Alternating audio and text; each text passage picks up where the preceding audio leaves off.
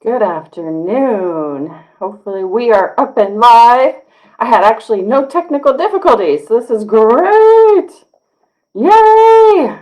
All right, we are official. I had some technology issues on Tuesday in the other group that I was challenged with. If you're not a part of the lifestyle support group, please let me know. Each and every single one of you are welcome to join that group as well. It's completely different than this one. There's so many other things and challenges and ways to interact and be a part of a community, which is so very important when we're trying to obtain the best health possible. So if I haven't met you, I am Catherine Hood, or some of you know me as Coach Catherine. I am a certified diabetes prevention health coach. That's my specialty. Although most of my clients are just on a weight loss journey or looking for accountability for whatever it is that they're trying to reach. Or get some sort of help or improvement weekly, daily, monthly, whatever. Everybody's so different. Their needs vary client to client. So I'm here to come alongside you, nudge you forward, encourage you to show up every day.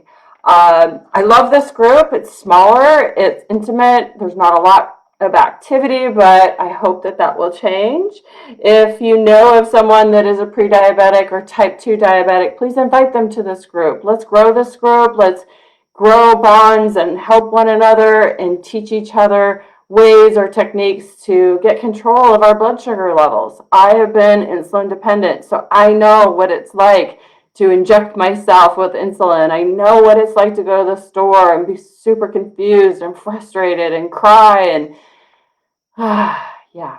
I've been to the nutritionist and been more confused when I left than when I walked in. So I know all these challenges, and that's why I'm passionate about this.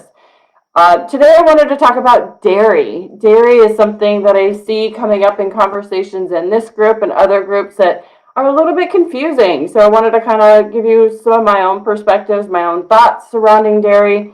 I'm fortunately, I guess, maybe, lactose intolerant, not to an extreme level, but definitely it shows up in my blood work. I've had many food tests, allergies, etc., taken and done, and it always shows up as really high. And I know it for myself because when I have dairy, it definitely I feel it for a day or two. So it is something that I do try to avoid. I miss dairy, I do. I've had dairy this week, but it was small amounts. But I pay for it, so it's like don't drink or don't utilize a lot of dairy products. So. Um, but it is something that I do encourage those that are pre-diabetic or type 2 diabetic to monitor and really wean off or limit or exclude from your diets. Your next time you get blood work done, ask to have that included in your panel, food intolerances or allergies or sensitivities. It is expensive. It's not a cheap test. If you get it done right and properly, it will expose that. I have done many different other tests that I did one real detailed test online that asked, I don't know, I felt like 150 questions, and it did pop up as an intolerance as well. So I didn't even have to get poked, prodded, I didn't have to poop in a bag, I didn't have to pee on anything. There are so many different tests out there that even ask for your hair, sample of your hair. I've done those as well, but every single one, dairy comes up as a no. So as much as I don't want dairy to be on there, it is. But I do know that too, being more mindful and learning and really listening to my body. But I do encourage you to get blood work done. I also encourage you at the same time. There's many different panels I suggest, but another one is check your calcium levels, especially if you're a woman, but really doesn't matter, man or woman. Find out what your calcium levels are. For me, because of the dairy issue and because I do try to avoid dairy most of the time, I just purchased an eggshell calcium on Amazon. It is really hard to find and they're out of stock a lot and it isn't cheap. But it does assimilate in my body really well and did increase my levels because I get my blood work done twice a year. I did see a major uptick on that, so that was really good. Milk is actually an opioid. Did you know that? So, a number of milk proteins fragments have been shown to have like opioid tendencies in the human body. So it is addictive. It's truly highly addictive. So if you look at Starbucks when they're making these frappuccinos or whatever, where the dairy, the coffee, which is the caffeine, and then they're putting the sugar in, it's like a triple threat of addiction. So you wonder why you walk around town and you see everybody holding these Starbucks cups. It's because it is a triple threat. It is a highly, highly addictive mixture. You go to any drive across town and you look at all these coffee stands or coffee places and there's huge lines. Well, it's because it's all highly, highly addictive. It's hitting that bliss point. It's giving them energy. They're thinking like, oh, I'm having this and I'm not eating. It's good. It's better for me. No, it's not. It's liquid calories. It's not good. It's super, super highly addictive. But so milk is addictive. Why is it? The reason is it's actually programmed in us before we're even born. Because you think about what is breast milk. Breast milk is how we survive as little humans, right? We need breast milk. It is something that we crave and want. And I had noted this in the live on Tuesday in the lifestyle group, but I asked this question and I'll save the answer for the beginning. That's what I did on the last one too. But what in nature, meaning not in a store, not man-made, but what in nature has both sugar and fat in it? Put your answers down below. Love to hear what your answers are. In the last live, somebody had said tree sap, which I thought was really creative and interesting, but it doesn't have fat, so no. But it was a great answer. So it's from birth or before birth, we're programmed to crave, want, need breast milk. We need it to survive as infants. It's what keeps us alive. Lactose is a sugar. So anything that ends in TOSE is toast, which is sugar. So it actually is a carbohydrate, which is 12 grams per 8 ounces. So anything ending in toast is a sugar, it's a carbohydrate. It's something that you guys need to be aware of if you're pre-diabetic or type 2 diabetic. Really watch your milk or dairy consumption. But again, use your meter. You should have a glucose meter at home, one that you can test before you eat and then after you eat to exactly 1 hour. So I would test your blood sugar before you take your first bite, but set your timer for 1 hour exactly at that point. Test it at that 1 hour mark. And if you move up more than 20 points, that food combination needs to either be adjusted, excluded, or changed in some fashion or form. Your body is not responding well. It's dumping too much glucose into your bloodstream. I have a beautiful slide in Unit that kind of talks about that. I tag a lot of people on that because it really breaks it down and makes it really simple to remember. But a lot of protein shakes, like protein shakes. I don't buy mine at a box store at all because it's usually mass produced. It's under high heat or chemicals is how they produce them. But a lot of protein shakes at the box stores, meaning like Safeway and Costco and Sam's and GNC and stuff like that. A lot of those are really low grade, poor quality proteins. Your body doesn't assimilate it, doesn't absorb the proteins properly, but a lot of them are made with high amounts of milk, right? That's what it is. That's what they're doing is they take dairy and they dehydrate it and then they dump it in here and in your milk and your protein shakes. But what I do is I have a protein shake company that I love and know very well. I've been with them for several years and I'm actually a Legionnaire, but I don't pump their products, but I use one of their protein shakes because it's highly filtered, high quality. Sure, it's expensive, but it's worth it. It doesn't upset my stomach and it's a low carbohydrate.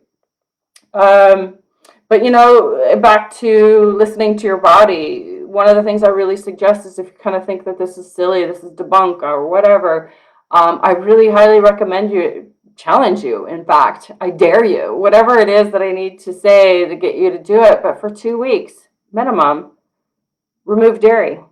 So all cheeses, all dairies, remove all of them for 2 solid weeks and then sit down and have something with dairy in it that's not going to blow your blood sugars out of the range, but try it for 2 weeks and then have a little bit of dairy and listen to your body, feel how it feels.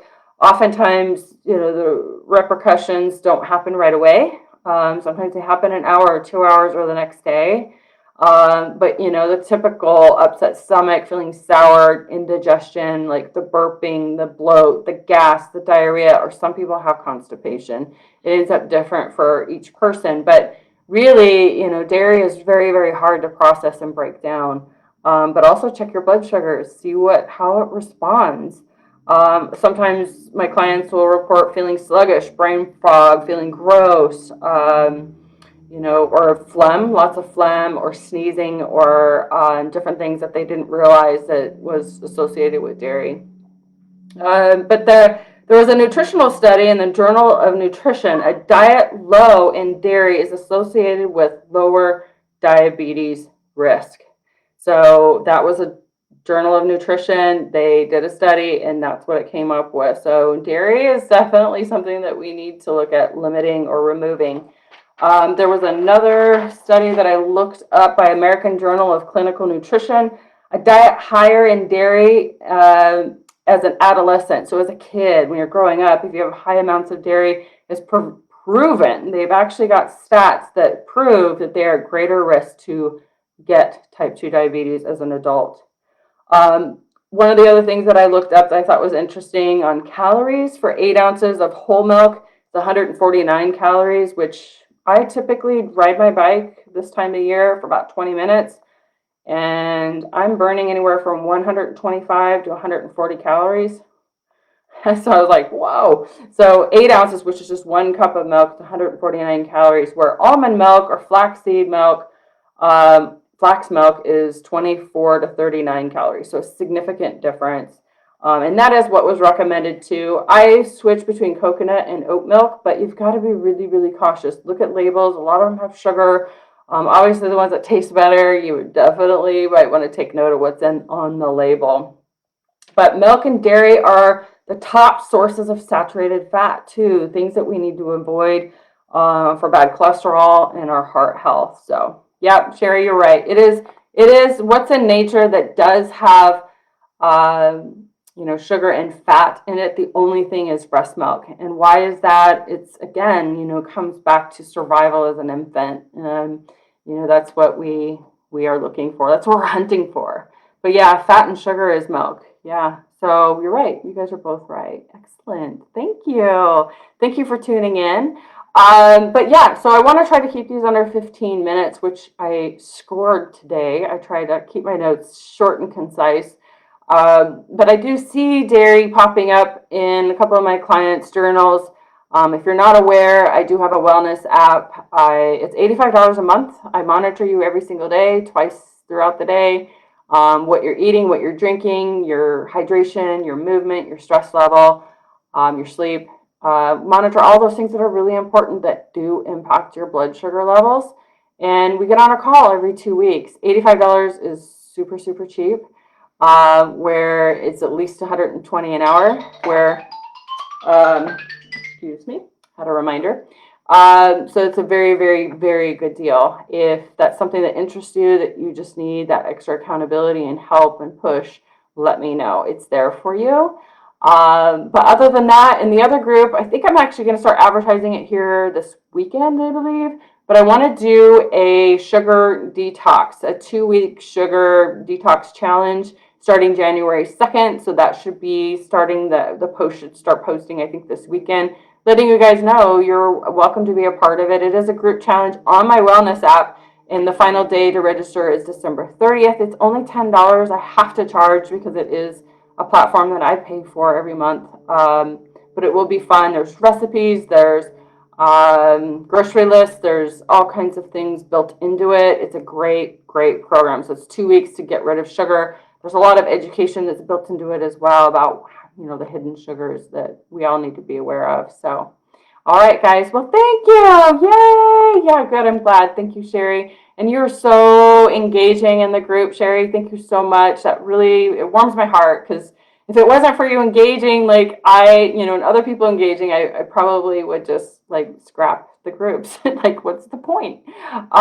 So this warms my heart, seeing you guys comment and chat with me.